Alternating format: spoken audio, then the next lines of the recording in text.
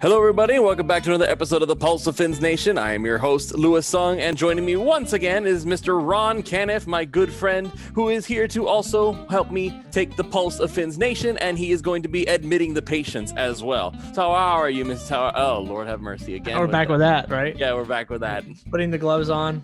That's what that actually is. Time to get serious. Snap. I'm good. I'm good, man. I'm ready. All right. It's this. I mean, last off season we had so many worldly distractions. Man, I almost wish we would have one right now, but I don't wish because they're never good ones. No. This has been I can't believe it's still only May. Yeah, right. And I feel like the draft was 3 months ago. It feels still like it, May. doesn't This feels like one of the longest off seasons ever.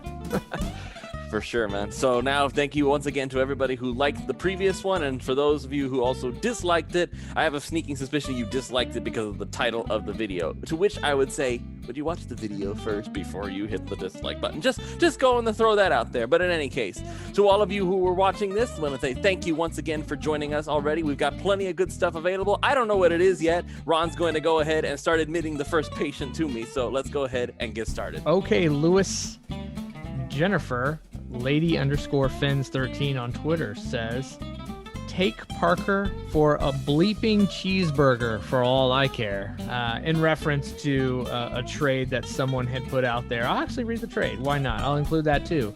This was a quote tweet for a trade that at King of Finland with a PH, so that's wrong, because we know that officially when Twitter put on Fins up, it's with an F. It canceled it. It's with an F. Stop using PH. PH is done. If you're using PH, you're wrong. Just want to let you know. But this is what he said. Are you saying yes or no to this trade? And I'll ask you, Louis. Dolphins receive Julio Jones, 2023 fourth round pick. Falcons receive DeVante Parker, 2023 San Fran first round pick. I'm saying hard no, honestly. Hard no. Hard no. Okay. Okay. And all due respect to Jennifer, I don't know what her beef is against DeVante Parker, but I understand that Parker has had a bit of a bad rep in the past, but he's made up for that. He's started to play really well. He's starting to kind of make up for the first round draft pick. Is he a superstar? No. Is he ever going to be? Probably not. But he's a really good, solid number 2 wide receiver in any offense, I would think. I'll consider him a number 3 for Miami. I'd consider Fuller and Waddle 1 and 2 as far as target distribution goes. Right. Well, so even then, that's fine. If Parker is your number 3, you're doing pretty good. Yeah, that's pretty darn good, all things considered. Yeah. So I agree. The reason for the no on the trade is because Julio Jones, he's getting older. I understand he's still a very, very, very, very good wide receiver, but eventually age is going to catch up. Even Jerry Rice, when he started getting really old, it's like he's not Jerry Rice anymore. You know what I mean? So it reaches a point where if you're going to look towards the future, I don't think Julio Jones is the future. He is a rental that you don't really need right this second. Plus, you have to pay Julio Jones a boatload of cash that where is that going to come from exactly? Who is getting cut so that you can make room for Julio Jones's contract? All these pieces and all this depth that we currently have now, no thanks. Plus, I'm not getting rid of our extra first rounder. I've kind of gotten spoiled on that.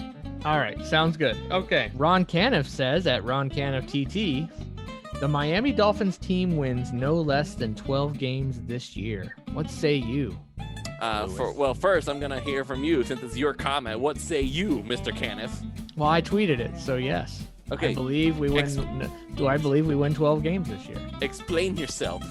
Yeah, I'm telling you right now. This defense is about to be, just be ready, people. This defense is about to be all world. This defense is about to be Seattle-esque. I'm telling you, it's getting ready to happen. So be ready. Number 1. Number 2, I think Tua is going to take 3 steps forward. And we have more weapons for him to go with Waddle and Fuller V, as they say. I just think it's all coming together. The only place I'm really concerned about maybe is a little bit of depth at linebacker, a little bit, and what did Gaskins and Brown do? What do they bring to the running back piece? But beyond that, I feel great about where this team is, and I think we're heading in the right direction. I think we're going to win 12 games. Okay, so I can't disagree with how you're putting it. I am very excited about the defense. Some people have suggested Tropical Swarm. I think it was called that once way back in the early 2000s with Brock Marion, Pat Surtain, Sam Madison, Zach Thomas, Jason Taylor. I'm not sure, but I'd seen that graphic before, so I'm not 100% sure on that. But I do agree that this defense is going to be absolutely stellar. I believe that it's going to be one of the best defenses in football, if not the best, just based on all the pieces and how everything went last season. If you can say that we upgraded from there, then yeah, I would definitely agree with you. There's going to be a lot of improvement there. As far as Tua goes, I mean, it sounds like 3 steps forward. You're basically saying he's going to be prime Steve Young at this point. I don't think he's going to be able to make that far of a leap just yet. But I do expect him to make it to at least the middle tier of starting quarterbacks in the NFL. I'm not ready to go elite just yet because, again, we haven't even seen him beyond his subpar rookie season. I need to see what he does with a playbook that belongs to him, with weapons that he can function with an offense that kind of has all the pieces in place and are ready to get him going. I need to see it first before I'm willing to say, yes, this gentleman is going to be elite and it's going to be this year that it happens. You may very well be right. I just need to see it first. PFF. So, Pro Football Focus. They released a list of the top tight ends. And they put Mike Gesicki at number 8 on that list. Do you agree that Mike Gesicki is not as good as TJ Hawkinson, Mark Andrews, Dallas Goedert, which I think is much better it's than Goddard, and a rookie, Kyle Pitts? Do you have any issue with where they ranked Gesicki? Okay, so I assume that Travis Kelce and George Kittle and Gronk are on that list. Now Gronk is not in the top 8. Wow. I think Gronk was 9 actually. Kelce, Kittle, and Darren Waller are ahead. I agree with that 100%. I think the rest could be questionable. Maybe it's just there's that tier 1, which I think Waller's brought himself up into that tier 1. But maybe they're all kind of tier 2, including Gesicki, so they could be, kind of what's the expression? I'm like splitting hairs. But what say you on that ranking? I mean, I don't think the ranking is bad. Gesicki. See, the thing is with Gesicki is that he's limited. He's basically a Jimmy Graham. He is a pass-catching tight end. Don't ask him to do anything else because that's what he does. That's what we learned about this whole thing about Gesicki when it was his rookie season, and he was asked to block so much. All we could do was bang our heads against the wall and ask, why are you making our pass-catching tight end be an inline blocker? And when we know it's not going to work. Seems like everybody knew it wasn't going to work except for our former head coach, Adam Gase, who, as far as I know, is still jobless. Where did he go? Did he land somewhere? Did he go to college football? I've checked. There was rumors of him maybe linking up with Seattle. Didn't happen. There was rumors of him linking up with the Patriots. Never happened. So as of right now, he is jobless, just living off the Jets contract. Pretty much. The Dolphins contract, I guess. I mean, hey, listen, good for the man that he's not. I don't want him like starving and begging for food on the street or anything, but his acumen as a coach should be in question at this point. So I'm not surprised that he hasn't found a new place to land just yet. All I'll say about Gesicki is that he's a very good player as a seam threat. I don't think I can put him in the same echelon as Kittle or Waller or Travis Kelce. Kyle Pitts. See, the thing about Kyle Pitts is I would put Kyle Pitts near the bottom, at least until I see him actually play first. That's where I disagree, is that I don't think that you should put somebody who's proven to actually be productive beneath somebody who has not even really touched the NFL field yet. That's where I disagree. 100% agree. Definitely. I agree with you, sir. All right. So Tom Brady burner, which is at Belichick sucks. So I'm very confused. It's like this it's very mixed signal going on here already. He tweets, Mac greater than noodle arm Tua. What say you? Do you think Mac Jones. Mac Jones is better than Tua? Somewhere my constituent Juan is somewhat shaking his head and also somewhat saying, yeah, Mac Jones is a lot better than anybody gives him credit for. Because, again, this is the same nonsense that we've seen before. Mac Jones has not touched an NFL field yet, people. We don't know what Mac Jones is going to do in the NFL. I guess you could say that, oh, well, it's the Patriots system. Of course he's going to be good because almost every quarterback looks good in the Patriots system. That's how Ryan Mallett got a job. That's how Brian Hoyer got another job. That's how Jacoby Brissett got another job. That's how all these guys end up getting paid. Jimmy Garoppolo. I mean, not to take anything from Garoppolo. He's good.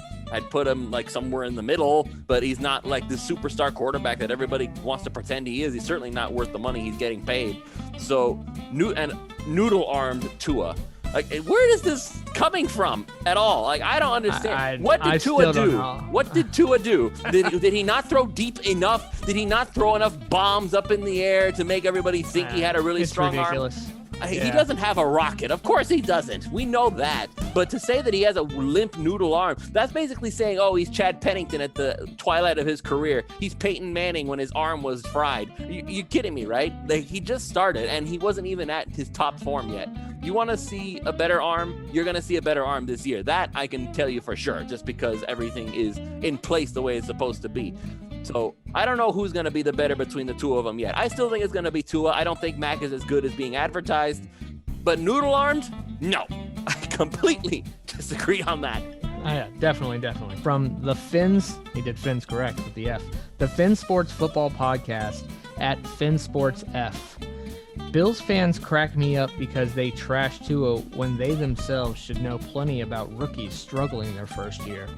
Allen had a 52% completion percentage and 12 interceptions in his first 12 games. Ramsey publicly called him trash, but he's good now, so they go off. Thoughts on the comparison to Tua's rookie year and Allen's rookie year, which I actually think that, I think Allen's first 2 or 3 seasons were pretty much, I was wondering if this guy was ever really going, besides being able to run the ball, besides being a sick freak athlete, I was just wondering if he was ever going to get it going. Obviously, last year he did. What do you think about those comparisons to Josh Allen's rookie year to Tua's rookie year? I mean, that is perfect. As far as I'm concerned, that's exactly what I'm expecting from Tua, is that he's going to make this sudden leap forward with an offense that's built around him, with coaches who know how he functions, coaches who, by the way, again, this has to be repeated, are not built for a different quarterback altogether. Changeli, Ryan Fitzpatrick. It's a night and day apples and oranges comparison to say that Tua's failure was because of him when no, he just didn't have an offense that was built around him. Every single person that watched Tua had to acknowledge that this offense functioned with Ryan Fitzpatrick. But why did it function with Fitzpatrick? Because it was based on gun-slinging antics that basically meant that you just close your eyes and pray that it gets to where it needs to go. Tua doesn't play like that. And you would know. I'm interested in your thoughts, Mr. Cannon, because you've basically been letting me do all the talking. You talk now. Okay. I think Tua was better his rookie year than Josh Allen. I think Tua was better than Josh Allen's second year. He does not have the added function of what Josh Allen can do with his legs, no doubt. Even pre hip injury, he just doesn't have that. But I think as far as a quarterback, the accuracy, just everything, I just think that Tua overall is going to be a better quarterback than Allen. I don't think it's going to take really long to see that. And but they're two completely different quarterbacks, and obviously Allen is a complete freak of nature athletically. He is. There's no doubting that. And he had a phenomenal season last year. Let's see if he follows it up with another one. That's really the true test. If he's turned the corner, does he follow it up with another one, or does he regress a little again? I anticipate he'll follow it up with another one. I think that he really, something clicked for sure with him last year. I think it'll continue to click. I have no qualms about that. But I just think that Tua had a better rookie season. I think he just looked better as a rookie. He looked more competent as a rookie. And I think he'll just continue to take those strides. Certainly more accurate, I'll say that. Yep. Tua Corona Vileo. Okay. That's who it is. It was at Elite Tua is the handle. He just put thoughts, ? And the thoughts are our buddy Chris Sims. He never fails, does he, with Tua, his Tua hate. Remember, he's the guy that said that Jared Stidham, he thought that Jared Stidham was better than Tua. I mean, I think we're already seeing that that's not the case. Jared Stidham's the 4th quarterback on his team right now. Mm-hmm. But anyway, he has Tua ranked as the 34th best quarterback in the league. So not even a starter quality. 34th? Yeah, that's just. Who's I mean, 32? it's just ridiculous, right? Who's 32? You know what? Know. This little clip only shows from 34 down. Like so I don't know who 32 and 31 are, but you think about it, like, I assume. So if Justin Fields is 39 on this list, for example, like the rookies are all here. Justin Fields, Trey Lance are both below him, but I guess Trevor Lawrence he has above him. Oh yeah, for sure. That means he has Jameis Winston above him. He probably has Winston and what's the other guy in New Orleans? Taysom Hill. Taysom Hill probably has him above him. Is Tim Tebow above him? Because I know that Tim Tebow's gonna be Taysom Hill over there. Probably, I don't know. So he has him as 34th, which is pretty crazy. Probably means he has Andy Dalton, right? If he has so Andy Dalton above him, I definitely don't think Andy Dalton's better than Tua. But Blaine I Gabbert. mean, the hate from Chris Sims about Tua, he just won't back off of it. It's just really silly. I mean, and he gives a lot of, and he doesn't seem to be anti-Dolphin for whatever reason. Like you should hear his take on the Jalen Phillips pick. Like he just thought that was the most phenomenal pick, like, of the draft. That where Miami got him, and just nothing but a glowing report. So I don't think it's anti-Miami, but for whatever reason, Sims just does not like Tua. Just doesn't. I don't get it. You know, we made the joke that Colin Cowherd's daughter or whatever got messed up by Tua or something, but I'm pretty sure there actually is a Trey Lance connection there. Like when you say messed reality. up, like what do you mean? Okay, listen. I don't want to go into details. There's a lot. There's a lot of Twitter innuendo out there, and I that kind of messed up. Okay, yeah, and I don't want to go into that. But all I'm gonna say is that it baffles me how much national media is so divided on Tua. Like, we thought things were divided when Ryan Tannehill was the quarterback in Miami. I cannot believe how crazy this whole Tua thing is. Is it because of the level of hype that he had before the draft? Personally, I wasn't a fan of it. You know, I wasn't a fan of it. I drove you up a wall with how much I wasn't a fan of it. But yeah, I feel like now this is exactly why I didn't want it to be a thing in the first place, because now we've put him up on such a high pedestal that now there's no way he's ever going to be able to reach it, no matter how good he gets. And that was what I was afraid of, is to crown this man the savior before he even got to the team in the first place. That's true. It was a fair point. It was a fair point for sure. And we're seeing the negative drawback of that. Then, you know what I mean, from the media and everything, that he was crowned king ahead of his time. Anytime someone is crowned king ahead of when they prove they are, people get really in their feels about it, and they go completely the opposite way. And I think that's what we're seeing with Tua right now. When you say, hey, this guy looks like he could be pretty good, maybe he can do something, blah, blah, blah, I think he might have a chance to be special one day. When you do that, then people are like, yeah, he should be fun to watch. I see that. But then people's mindset change when you say, this is the guy, he's the man. People will just get negative against it. They're doing it with Trevor Lawrence now. They did it with Baker Mayfield. They're doing it with Tua. They did it with LeBron James. You know, he was King James before he stepped foot on the court, and people have been a hater because of that ever since, and they can't let it go. So I think you are completely right in that regard. Yeah, Chris Sims. If Chris Sims really, honestly, truly believes that Tua is the 34th best quarterback in the NFL right now, I just think he doesn't want to back up a stance that he started to begin with. I just think that's the. So he didn't like Tua from the jump, like before he drafted. No. He has not liked Tua at all from the jump. This isn't just a new take by him. He has been the one big voice that Tua is trash, has a noodle arm, can't be an NFL quarterback from the beginning. That Chris Sims has been that way. Well, you know what? Then I'll give him credit for one thing. He at least stuck to the courage of his convictions and didn't pull a Cowherd and suddenly flip-flop his stance. No, he's never flip-flopped. He has not flip-flopped on it. But what I don't like is when if you don't flop your opinion when it's obvious your opinion is wrong. I think that Cowherd, he's hot and cold with a lot of things. Like, he'll take a stance, and then maybe some people will, people in the industry will text him. He has a lot of sources, been around a long time. People in the industry will text him and say, hey man, I just want to let you know you're wrong, or I just want to let you know you're right. And then he'll flip it because he's going to trust trusted sources. He's going to kind of go with that. He kind of flips back and forth, which is good and bad, depending on what he sees. I mean, I don't always like that, but at least with Sims, even if he sees it, he's not flipping back. He's gonna say Tua could throw 45 touchdowns, 70% completion, and 2 interceptions, and the Dolphins win the Super Bowl, and he'll say Tua's trash. That's just because he's not flipping his mind on that. He'll say everything else, every other reason but Tua. Well, we'll see. He'll have no choice if Tua does well in his second year. So. It's Tua and Lindor time. Thumbs up. That's his name. At Hot Stover. We see him all the time on Twitter. Thrilled that I can root for Fitz again next season. Until we play them in the Super Bowl, of course. So I guess what? He's a Fitzpatrick fan, he's he likes, happy. He likes rooting for Fitzpatrick. So I guess more my question to you is the Fitzworship. I'm gonna give your opinion on it, and I'm gonna give my opinion on it. What's your opinion on the Fitzworship? You know, the legend of Fitz versus the actual Fitz. I mean, he was just fun to watch, man. Like, even when he was not doing well, at the same time, you couldn't really hate on him. When somebody is a charming, fun individual to watch, my father used to tell me that people, whether it was win or lose, people would come to the stadium to watch Dan Marino throw the football because he was just that good. Now, am I saying Fitzpatrick was anywhere near Dan Marino? Duh, no, I'm not. But it's kind of that same, it's this weird magnetic connection.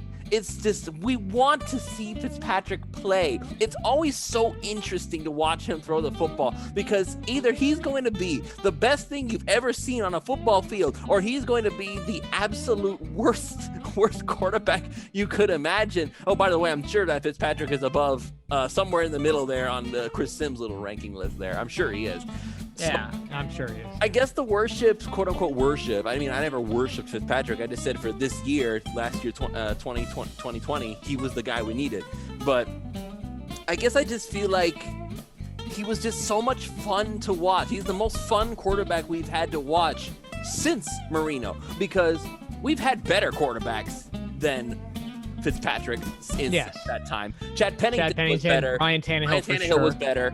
But for who was the most fun to watch, I was excited to see what would happen, and just watching the joy on this man's face whenever he snapped the football, it was just, that's how I think it comes down to. It's just, he was so much fun to watch. And yes, I am going to be rooting for him on Washington because he's just that much fun, man. If I happen to see a Washington game on, I'm going to watch it because it's like, hey, let's see what he does today. Like, it's easy to root for him.